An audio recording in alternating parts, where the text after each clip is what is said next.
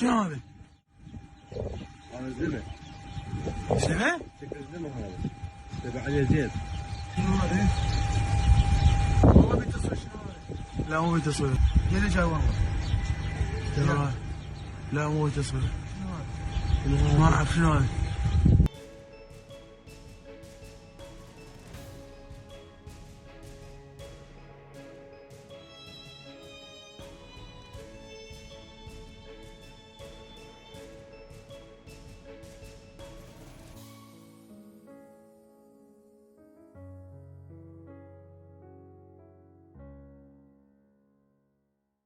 السلام عليكم الاخوه والاخوات، ارجو الله عز وجل تكونوا بخير وعلى خير، تكونوا على احسن ما يرام. مرحبا بكم معنا في الفيديو والحلقه ديال اليوم. واحد الموضوع اللي شغل الراي العام والدول الغربيه بالخصوص، وثائق اللي هي سريه اللي خارجه من المواقع ديال CIA، المواقع الرسميه والمواقع ديال FBI الامريكيه. هادشي اللي غادي نتكلموا عليه اليوم من الممكن انه يجيكم من وحي الخيال العلمي، من الممكن انه يجيكم اشياء اللي هي غريبه وخزعبلات ليس لها اي نفع مع هاد الاحداث اللي كنعيشوها الان، وهذا الشيء هذا اللي ولينا كنشوفوه، وهذا الانحطاط الاخلاقي والمحاربه ديال الدين والديانات بصفه عامه، واشياء اللي هي غريبه ترى بالعين المجرده، يعني امام الاعين ديال الناس. المعلومات هذو اللي غنطرقوا لهم اليوم من ممكن انها تنفعنا. علاش؟ باش نفتحوا الاعين ديالنا للحقيقه، وهذا هو الهدف من هذه القناه هذه. وان شاء الله غادي نرجعوا باش غادي نديروا الفيديوهات التوعويه ديالنا، وغادي نتكلموا على اشياء اللي ما كيطرقوش ليها في العالم العربي. جوج ديال الوثائق السريه اللي ماشي غادي يتم التسريب ديالها، جوج ديال الوثائق السريه اللي غادي يتم الاعلان بانها حقيقيه، وبانها ماشي جزء من النظريه ديال المؤامره، لانه كانوا هنالك اخبار من قبل بانه كاينين وثائق اللي كتدلي بالوجود وبالحقيقه ديال انه هنالك مخلوقات فضائيه او اشياء اللي هي يعني خارجه على الاستيعاب البشري، ولا خارجه على المنطق اللي غادي نتقبلوا به حنا بانه هنالك اشياء اخرى من غير يعني البشر على سطح ديال الارض. حنا كمسلمين كنعرفوا بانه هنالك يعني خلق اخر اللي هو الجن الذي لا يرى، يعني ممكن انه يكونوا انواع واشكال ديالو اللي هي متعدده، والامر هذا يعني فهو معقد وممكن ان نطرقوا ليه يوما ما. ولكن هادشي اللي نتكلموا عليه اليوم فهي وثائق وادله. 1947 الوثيقه اللي غادي يتم الاخفاء ديالها على الاعين ديال الناس والعامه، وغادي تبقى مع الملفات السريه ديال CIA. هاد المعلومات هادو اللي غادي يكون منهم يعني هادشي ديال لي فوز، ممكن انهم يكونوا هنالك اناس اللي هما جاينتس كيف ما كيقولوا، ولا عمالقه يعني اللي هما اكبر بكثير من الحجم المعتاد ولا العادي ديال الانسان، اللي من الممكن انهم يكونوا مازالين كاينين دابا لحد الوقت الحالي، او من الممكن انه يكونوا دازوا يعني المرحله ديالهم فهي مشات. والان هنالك اناس يعني من مناطق مختلفه من العالم، فكيبينوا لنا بانه كاينين يعني صور فيديوهات اللي غادي تصوروا ديال ناس هي بعيده بزاف، فهمت؟ يعني الامر كيكون شويه فيه الشك يعني بكل صراحه. ولكن كاينين الناس اللي غادي يبينوا لنا بانه هنالك عمالقه ويراو من بعيد، يعني كيشوفون باللي هذاك الحجم فهو حجم اللي هو خيالي. هذا الشيء هذا اللي تخبى فهو الان حقيقه وواقع. وناس اللي هما عاديين بحالنا بحالهم، يعني بحالنا بحال هاد عباد الله هادو، كيمشيو كيصوروا، كيبان لهم شي ظاهره اللي هي غريبه. كاينش التليفون اللي دابا كل واحد راه الناس كلهم عندهم تليفونات، فيما كانت شي حاجه اللي هي غريبه كتصور، ما بقاش بنادم كيخاف وكيعلق، فهمتي؟ كيجري ولا يعني ولا بنادم شجاع كيشوف شي حاجه اللي هي مرعبه. من الممكن انه كانوا الناس من قبل ما كانوش غادي يقدوا، يعني ما كايناش الاستطاعه ديال انه مش كل واحد هز معاه كاميرا، ماشي كل واحد يعني التليفون كان ديك الساعه مازال ما كانش. دابا التليفونات كاينين، بنادم كيهز التليفون كيصور داك الشيء في الدقيقه، يعني في اللحظه والثانيه كيصور ويحط. عارفين بانه الذكاء الاصطناعي دابا راه كيصنع يعني شي حوايج اللي هي غريبه، وهي الوقت دابا اللي هي وقت دجاليه اللي كتخالط لنا الحقيقه مع يعني مع الخيال، او مع هذا الدمج هذا ديال الاي اي اللي هو الذكاء الاصطناعي اللي هو غير حقيقي، وهنالك اشياء اللي هي حقيقيه. الاخوان، هذا المشروع هذا ديال ستار جيت او البوابه ديال النجوم اللي عنده علاقه مباشره مع سان ستريك وخط الشمس او شعاع الشمس، يعني ممكن اي واحد يمشي يبحث عليهم. تم الكشف على وثيقه اخرى، وهذه الوثيقه الاخرى حتى هي اللي عندها علاقه مع التسقيط النجمي، وعندها علاقه مع التكهن واستخدام عرافات وعرافين في هذه المشاريع هادو ديال CIA اللي منها شعوذه والكثير من الاشياء هادو. فاش غادي يستخدموها؟ غادي يستخدموها في الوثيقه اللي غادي تخرج، اللي كانت وقع هادشي هذا يعني ديال سانستريك ولا هذا المشروع هذا 1988، باش يعرفوا ولا يتم الاكتشاف اللي تم الاعلان بانهم لقاو بصح، يعني علنوا بانهم لقاو ارك اوف كوفينن ولا تابوت العهد القديم باستخدام عرافه وشعوذات واشياء اللي هي خارجه على القدرات العقليه اللي غادي نتقدوا حنا اننا نستوعبوها. هذا الموقع ولا المجله الالكترونيه اللي غادي نشوفوها الان، الوكاله ديال المخابرات اللي هي الايكونوميك تايمز، وكالة المخابرات المركزية تؤكد وجود تابوت العهد إليكم ما تم الاكتشاف ديالو من الوثائق التي تم رفع السرية عنها. يعني فوق ما بغاو يبينوا لنا شي حاجه غيبينوها، فوق ما بغاو يخبيو لنا شي حاجه غادي يخبيوها. غادي نتسائلوا الان علاش دابا في هذا الوقت هذا التابوت ديال العهد القديم اللي شنو فيه الالواح من العهد ديال سيدنا موسى، وهما كيقلبوا عليه ومازال كيحاولوا انهم يلقاو. طلعوا دابا وكيقولوا بانه تم التاكيد باللي راه لقاوه، ولكن الطريقه كيفاش لقاوه، كيفاش غادي يلقاو، واش تستخدموا التكنولوجيا، واش تستخدموا يعني اشياء اللي هي مثلا هاد الجيولوجيين هادو، الاركيولوجي، شي حاجه. شنو داروا باش حتى تم الاكتشاف ديال المكان ديال هذا التابوت العهد القديم اللي ما قالوش فين كاين، ولكن غادي يقولوا لنا كيفاش وشنو هي الطريقه اللي استخدموا، اللي كيامنوا بها وهي موجوده وكيستخدموها، مع انها شركيه ولكنها حقيقيه الان كاينه. يعني كاين بزاف الناس كيقول راه العلم ما كايناش، بزاف الناس كيقول راه يعني حتى الجن راه ما كاينش، جن ما هو خفيه وما خفى وما، يعني كل واحد كيطلع بواحد التاويل ديالو، كيقول باللي راه كيحاول ياكد ولا يقنع الناس باللي راه ما عندهم حتى قدره، ما عندهم حتى استطاعه. اشياء اللي هي غيبيه، كاشياء اللي من الممكن انها تقع كسحر، هادشي هذا كله الاخوان يتم استخدامه في الدول الغربيه، وحتى من هاد الوكالات هادو، الوكالات ديال CIA والوكالات ديال FBI، يعني كاملين. يعني هاد الناس هادو كيتم الاستخدام ديال السحر والشعوذه من المراكز الصغرى الى الرئاسات الكبرى، وهادشي هذا كنعرفوه في هاد الطقوس الغريبه العجيبه التي كيديروها، من حاجه اللي هي صغيره حتى للتضاحي اللي كيضحيو، راكم عارفين باش كيضحيو. والله يستر. أكدت وكالة المخابرات المركزية الأمريكية وجود تابوت العهد، ما أثار جدلا واسعا حول إحدى أكثر القطع الأثرية الدينية غموضا في التاريخ. تلفت الوكالة مشاهدا عن بعد وشخص يدعي امتلاكه لقدرات أو لقدرة على الإدراك مواقع بعيدة دون الحاجة إلى الحضور الفعلي، بتحديد موقع تابوت العهد. يعني هذا الشخص هذا عنده قدرات، يعني عنده ذاك القدره ديال التخاطر ولا القدره ديال انه يمشي من مكان الى اخر، يعني وهو جالس في بلاصتو، يعني كيستخدم هذا الشيء ديالو ديال السايكيك كيف ما كيقولوا. هذا يعني شنو شاف؟ بانه راه شاف يعني هذاك الحاويه الخشبيه مطليه بالذهب، مزينه بتماثيل ديال الملائكه و و و وكيقول لهم بلي راه كاين في واحد المكان، يعني في واحد الحجره تحت الارض محاطه بالرطوبه والظلام ومحميه بقوه خفيه او بقوى خفيه، ومحمي بقوى خفيه. شكون هما اللي غادي يكونوا هذه القوى الخفيه هذه؟ راكم كتعرفوا، يعني من الممكن انهم يكونوا من الجن، او من الممكن انهم يكونوا من الملائكه، الله اعلم الله اعلم. يعني هذا الشيء هذا، والا كان هذا الشيء هذا بصح النيت كيف ما كيقولوا، ولكن غير من المفهوم. يعني الناس هادو كيامنوا بانه كاينين هذه القوى الخفيه، والشيء هذا راه CIA، يعني سنترال انتليجنس الاخوان، يعني انه المركز ديال الانتيليجنس، يعني ديال الذكاء الامريكي. يعني كيقولوا بان كيقولوا هذا الكلام هذا، وكيعترفوا بانهم قال لك لقاوه، وكيفاش لقاوه؟ انهم استخدموا هذا الشخص هذا، شخص اللي هو روحاني اللي كيعرف يعني اشياء اللي هي مخفيه على البشر، وكيقول لهم باللي راه كاينين يعني اشياء اللي هي خفيه ولا واحد القوى خفيه اللي كتحمي هذاك تابوت العهد.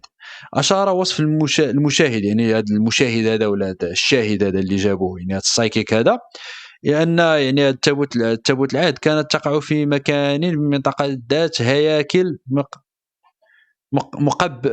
مقببة تشبه المساجد، وكان الناس يتحدثون العربية ويرتدون ثيابا بيضاء. ورغم عدم تأكيد الموقع الدقيق، أشار الوصف إلى منطقة في الشرق الأوسط، ربما القدس أو إثيوبيا، وكلاهما مرتبط منذ زمان طويل بنظريات متعلقة بالسفينة، بأنه راه كاين يعني في منطقة اللي هي من ممكن أنها تكون القدس. عارفين شنو غادي باغيين يديروا ولا شنو باغيين يوصلوا ليه؟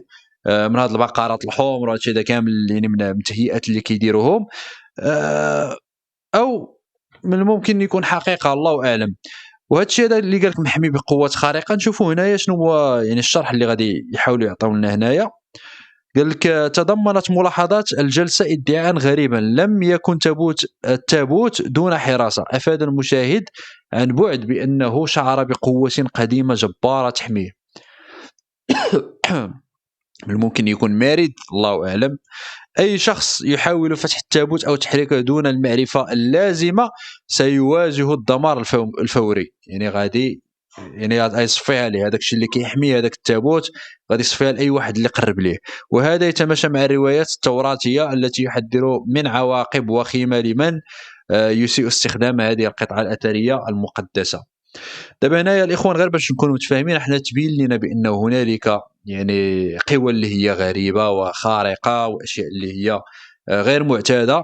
وبزاف الناس يقول لكم انتم كتهضروا في التخربيق، وشنو دانا لهذا الشيء هذا وعلاش كتهضروا في هذا الشيء؟ السي اي اي معلومات يعني ووثائق من السي اي اي كيقولوا هذا الكلام هذا. ممكن اي واحد يمشي ويقراهم، يعني الا كان متمكن من اللغه الانجليزيه يمشي يطلع يقرا، فراه كاينين يعني كاينين في الموقع الرسمي ديال السي اي اي، كاينين فين ما مشيتي راه غادي تلقاهم بالرسومات ديالهم بالتخربيق داك الشيء. المهم راه كاين الشرح كامل على هذه المعلومات هذو.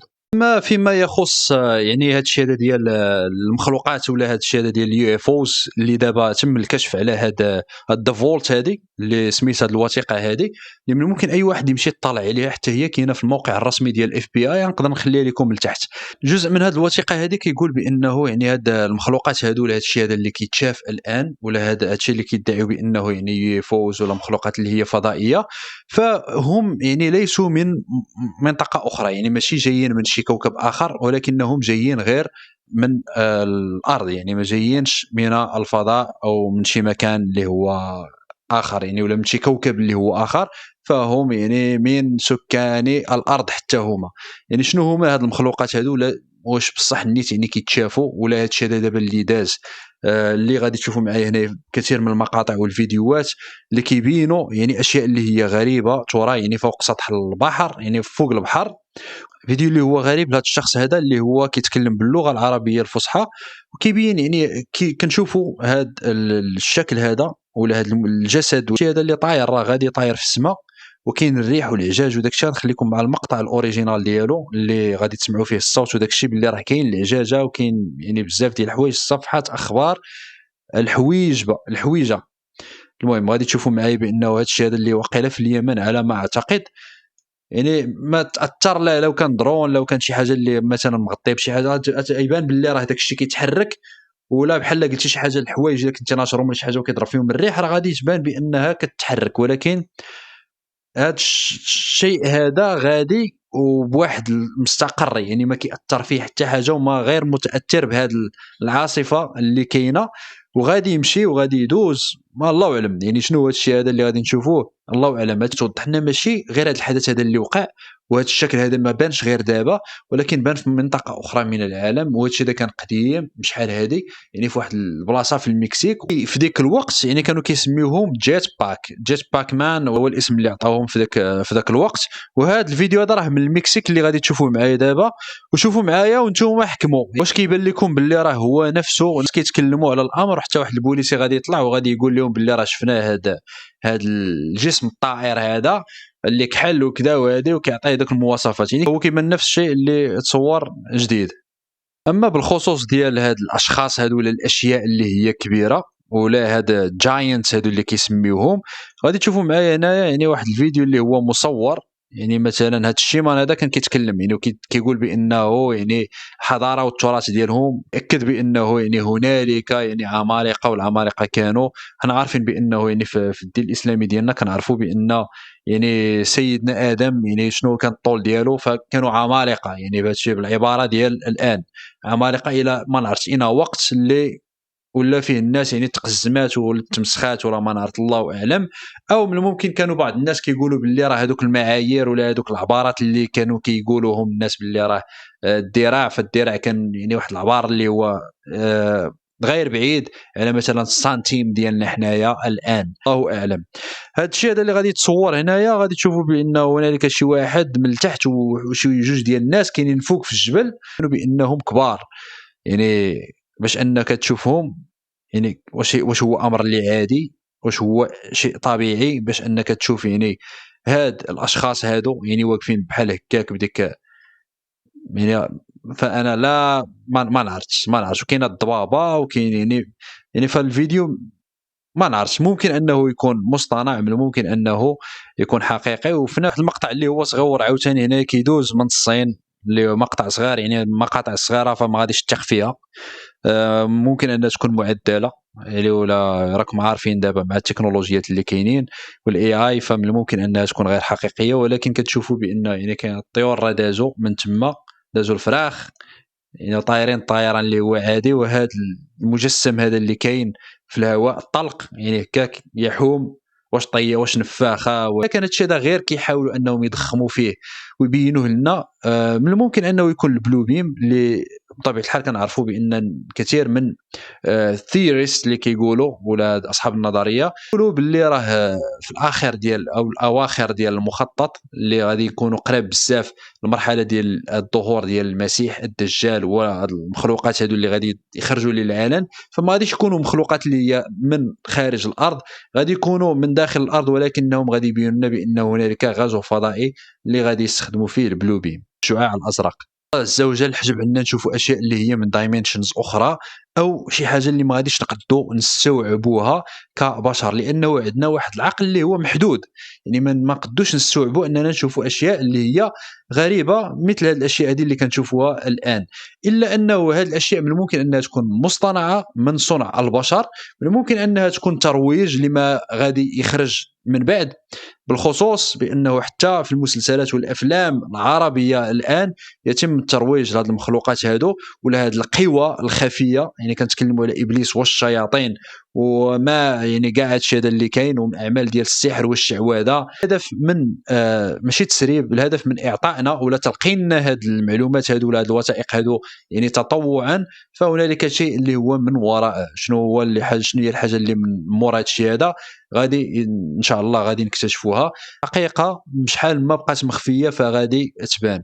خليو لي الاراء والتعليقات ديالكم حتى نتوما فهي جد مهمه. شنو بان لكم من هذا الشيء هذا؟ واش بصح النيت يعني هذا الكوفيننت ذا ارك اوف كوفيننت اللي كيقولوا له هذا التابوت ديال العهد القديم واش هو حقيقي واش كاين؟ وكاع الا كان واش يعني شنو الهدف ديالهم باش انهم يلقاو واش غير التراث ولا انه هنالك شيء اللي هو مخفي داخل هذاك التابوت اللي من الممكن انه يمكنهم من اشياء ولا معرفه ومن اسرار اللي هي كونيه.